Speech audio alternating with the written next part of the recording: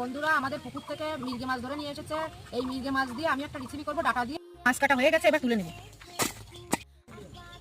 মাছ ধুয়ে নেব।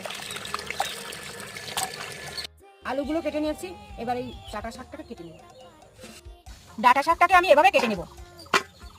কয়েকটা সরিষাল কেটে দেবো। তেল দিয়ে দেবো কড়াইতে মাছ ভাজার জন্য।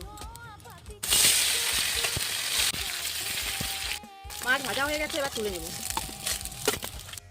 মাছ ভাজা তেলের মধ্যে ডাটা আর আলুটা দিয়ে দেবো। কত সরিষালে ডাটা দিয়ে দেবো। কয়েকটা কাঁচা লঙ্কা চিরা দিয়ে দেবো। ফোড়নে রাঁধুনি দিয়ে দিলাম, তেজপাতা দিয়ে দিলাম।